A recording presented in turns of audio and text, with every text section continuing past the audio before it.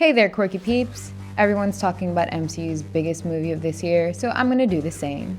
I'm assuming that everyone watching this video will also have watched the film, so do you really need a spoiler warning after the title? Isn't it pre-implied? Anyway, this is certainly one of the best MCU movies ever made, and it is arguably the best Spider-Man movie to date. Every villain was incorporated with ample screen time. All other protagonists got enough moments to shine as well. And the film just didn't miss a beat. It was funny, thrilling, surprising, dark, emotional, and joyous. And even though it was among MCU's longest movies, it just didn't feel long at all because it kept us guessing and wanting more throughout. After looking at the opening weekend numbers, it's needless to say that the movie has overperformed. But this love letter to all Spider-Man fans does raise a few questions about its plot. I mean, it lets a lot of the narrative ride on suspension of belief. For instance, we are now supposed to believe that Doctor Strange's final spell actually erased all records of Peter Parker's existence. Everything that Team Mysterio did to harm Peter Parker has been undone, and all the evidence that they, or people like Nick Fury and the Avengers had on Spider-Man's secret identity had been vanished. MCU Spidey is now a solo hero, and no one in the entire multiverse has seen his face. That's a crazy spell, don't you think? While I'm willing to believe this outcome, what tingles my brain is the ending that all the villains got in No Way Home.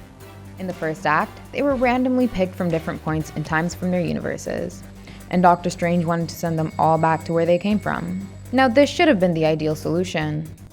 Before you think that I'm kind of a heartless freak, let me tell you that that's not the case.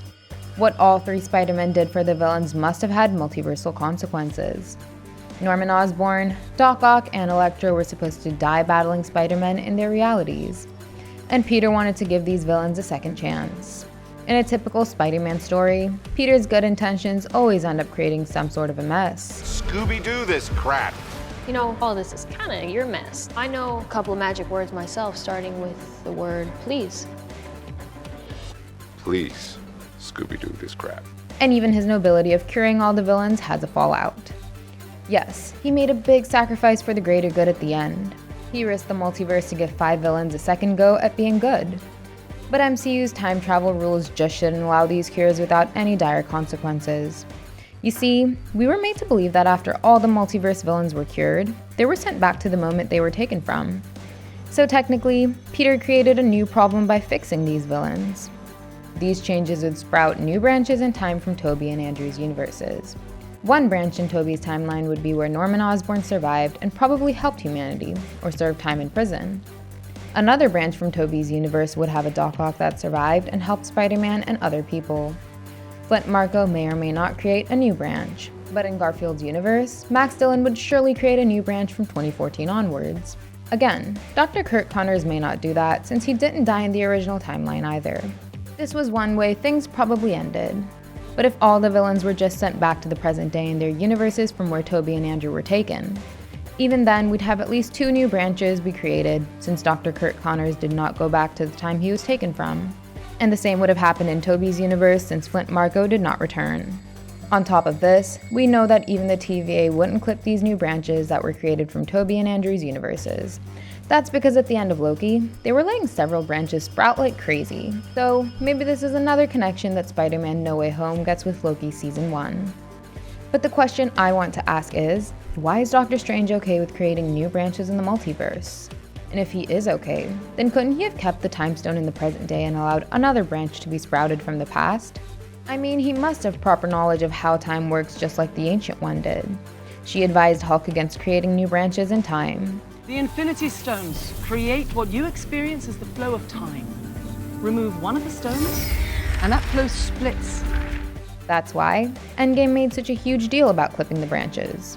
Captain America went back in time to return all the Infinity Stones to the moments they were taken from, and at least one branch timeline created by the Avengers in Endgame was handled by the TVA. They pruned the branch that Loki created by running away with the Tesseract. But they may not have been able to clip branches that were created from 2014, where Thanos and his army jumped to 2023 and died.